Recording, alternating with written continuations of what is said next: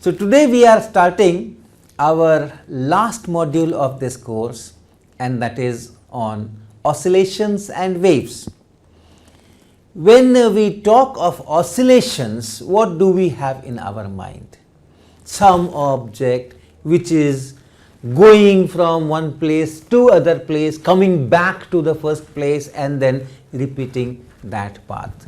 That is what we call oscillations. Pendulum is the simple example. So I have this pendulum for example. So you have a string, you have this bob. Position of this pendulum, that is the quantity which will change its value. So here there is a position, then when it oscillates it goes here, another position, it goes here, another position, it goes here, another position.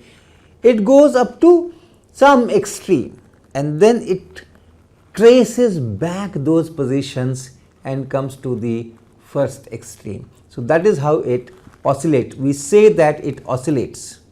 It goes from one position to the other position, retraces those positions back, and then whole thing repeats. That we call oscillations.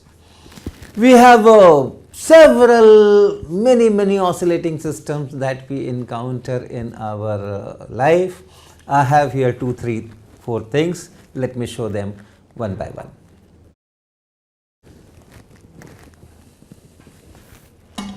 Here I have put this spring, and through this spring I have suspended some weight, some mass here. Okay. Now if I pull this down and release, then the position of this mass will change periodically between one extreme and the other extreme, and we will have oscillations.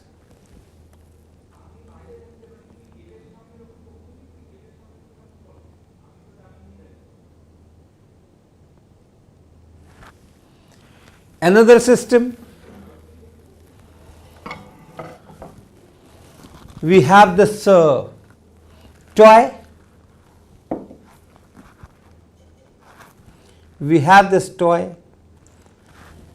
And its head is the system, and if you displace the head from here and release, see how it oscillates. It goes from one extreme to the other extreme and then retraces the path. So this is oscillations. Another system, we have this bulb, filament bulb. If I put it here on the table, and then if I displace it slightly from this position, see how it changes. It goes to this side, goes to this side, goes to this side, goes to this side, goes to this side. So it is oscillating. The position or angular position is changing with time between one extreme and the other extreme. More examples, I have a beaker here, and there is water here, and I have this vessel, small vessel, and if I put this in this water, see what happens. It floats. And then if I press it down, it will oscillate. Look at it. There are two kinds of oscillations, if you can note. It oscillates in angles like this, and it also oscillates up and down.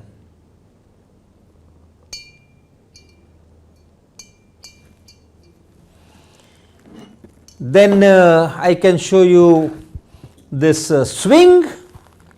You are familiar with this. We used it in our electricity magnetism module. This is also oscillations.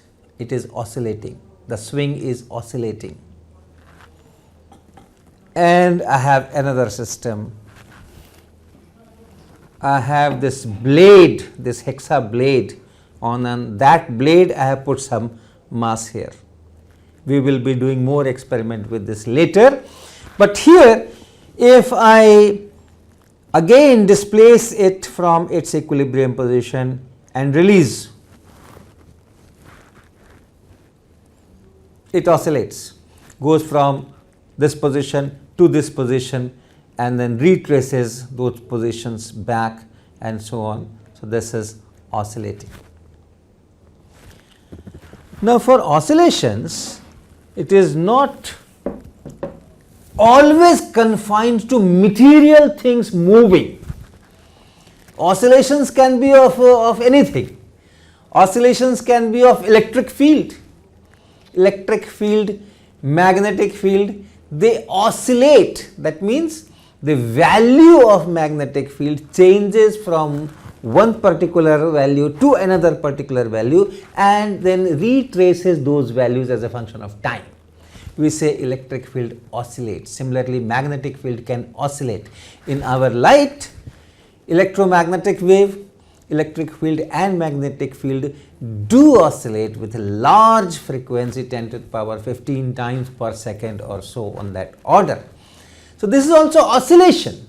The field is the quantity which changes its value as a function of time, and that change is between two particular values, and then periodically it goes from one extreme value to other extreme values and then retraces all those values as a function of time. Time is continuously increasing or is going, and this value changes. So, that is oscillations of electric field or magnetic field.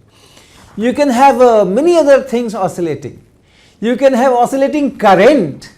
You have alternating current. So, what is happening there?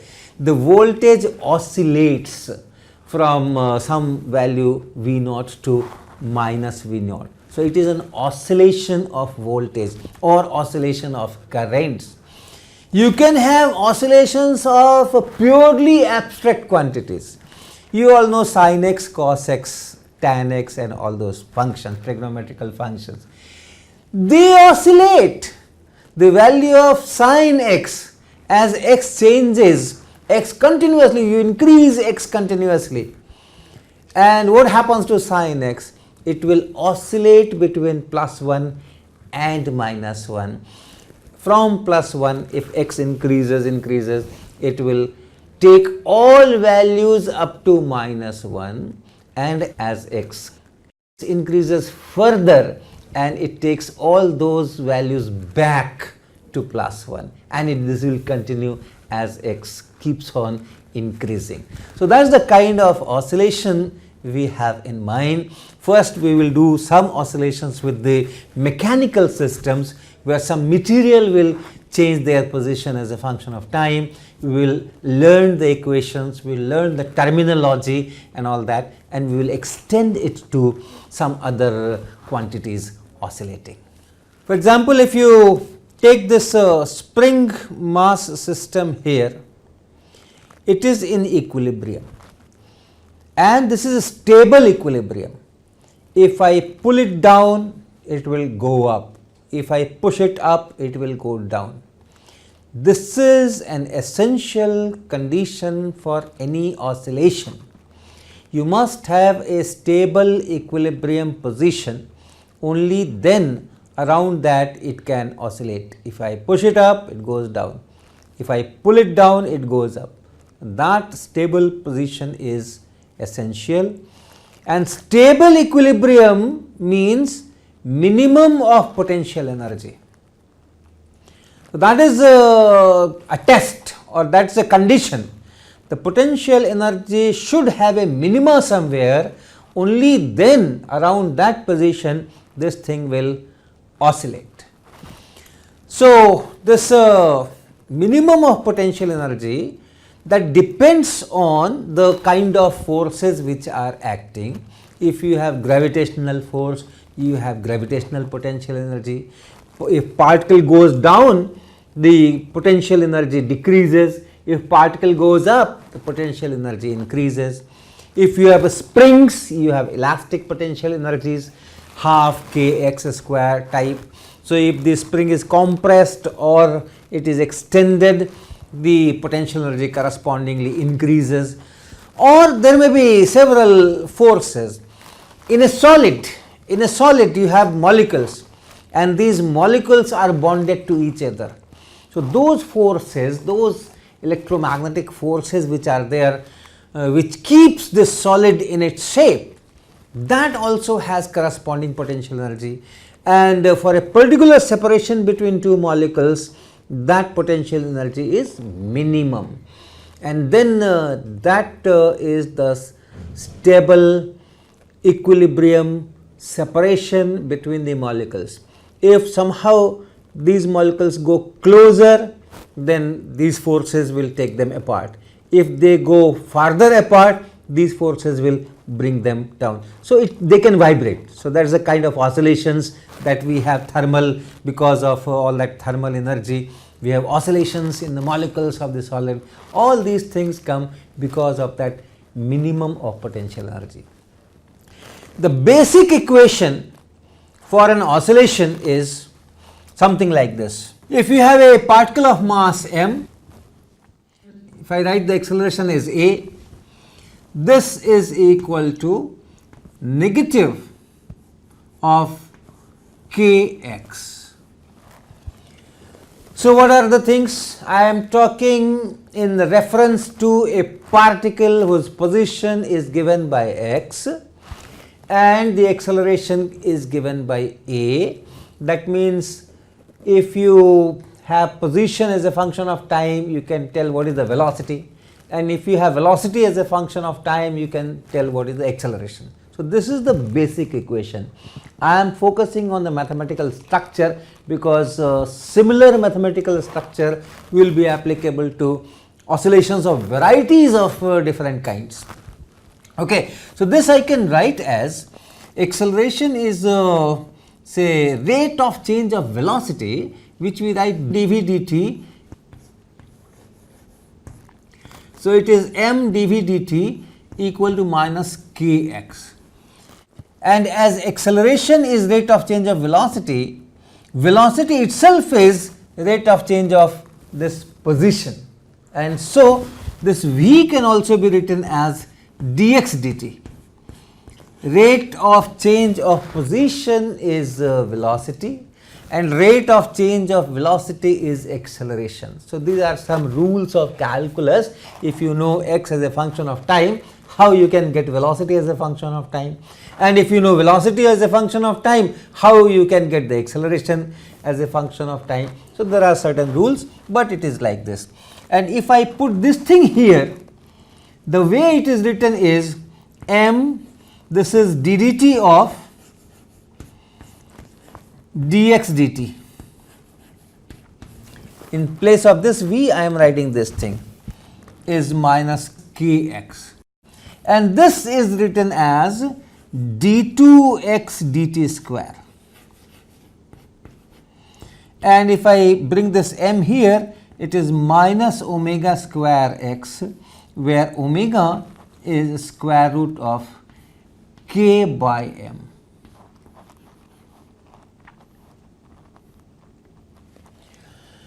Alright, so this is the kind of equation that we have. This is the basic equation for oscillations. Your acceleration, this whole thing is this big d2x dt square is nothing but acceleration. Acceleration is negative some constant, positive constant times x. This is the basic equation.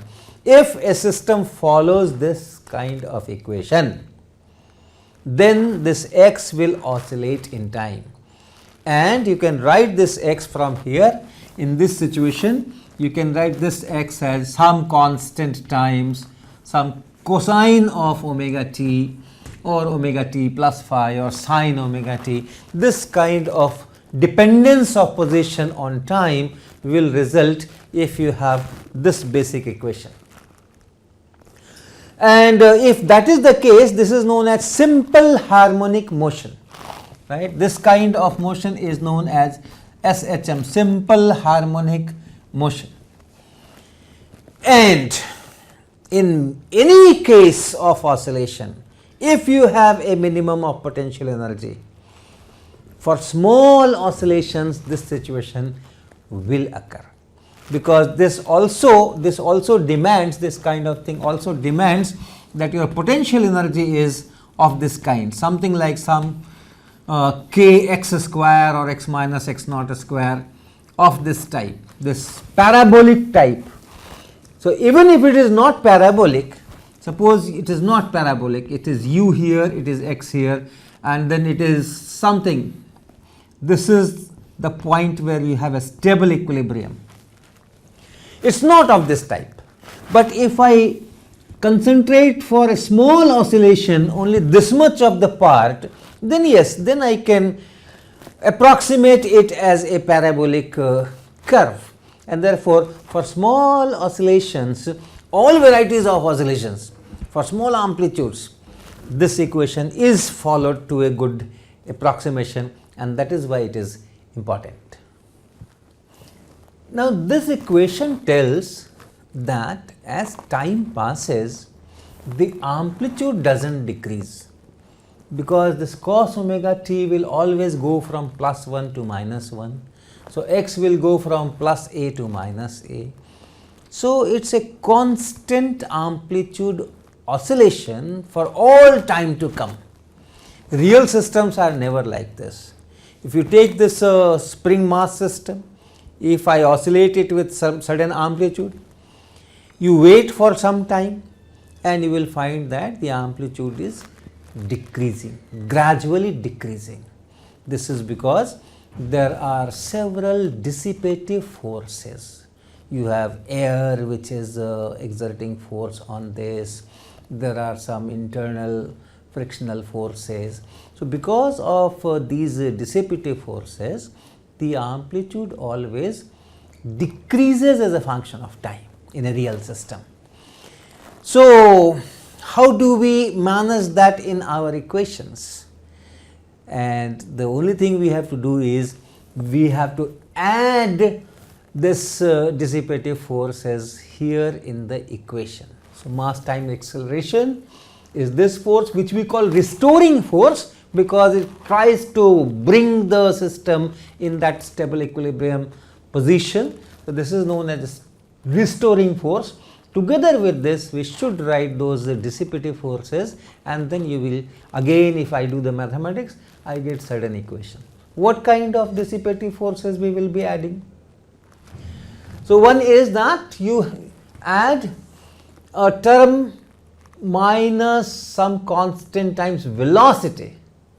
Quite often this resistive force is proportional to velocity.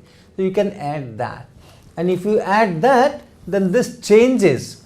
How does it change? Some kind of exponential, some minus beta t type. This term is this comes here, this factor comes here, and then your amplitude will be continuously decreasing.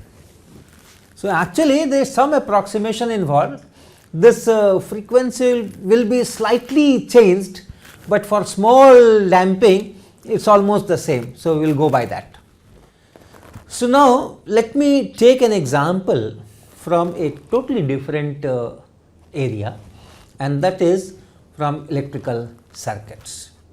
Here I have a capacitor, the capacitor that we used earlier. This is that 1 millifarad or 1000 microfarad capacitor, and here is the solenoid. This also we have used earlier. Now, suppose I charge this capacitor by connecting this battery terminal to the capacitor. I charge this capacitor. Now, the capacitor is charged. Now, if I connect it to this solenoid, what will happen? When I connect this to the solenoid, the circuit is complete. You have positive and negative charges here. So, the charges will flow and finally it will be neutralized. But when charges flow through this solenoid, the current will build up in the solenoid, and when current builds up, the magnetic field will be created, and that magnetic field will change in time because the current is building up, and that changing magnetic field will create an induced electric field, and then that field will create its own EMF. So, what will happen to this whole system? You have a potential difference here Q by C.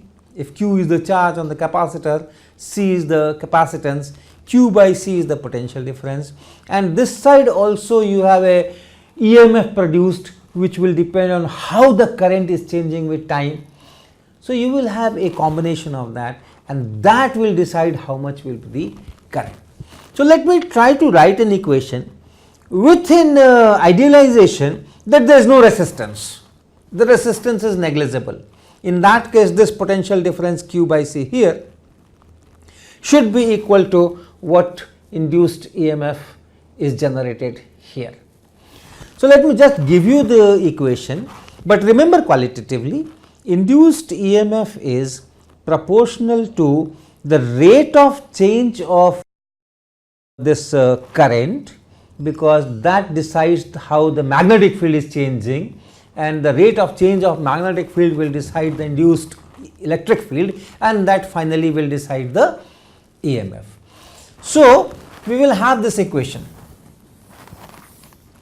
this Q by C.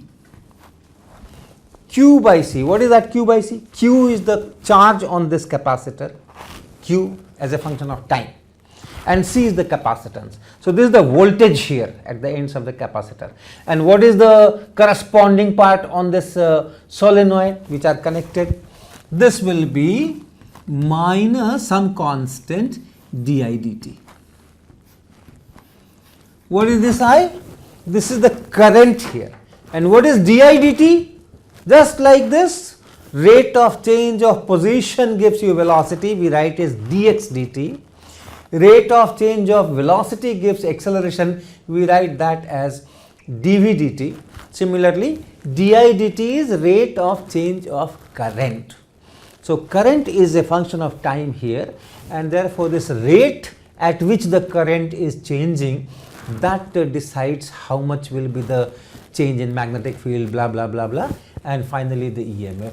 So, this becomes the equation, and this charge and this current, they are also related.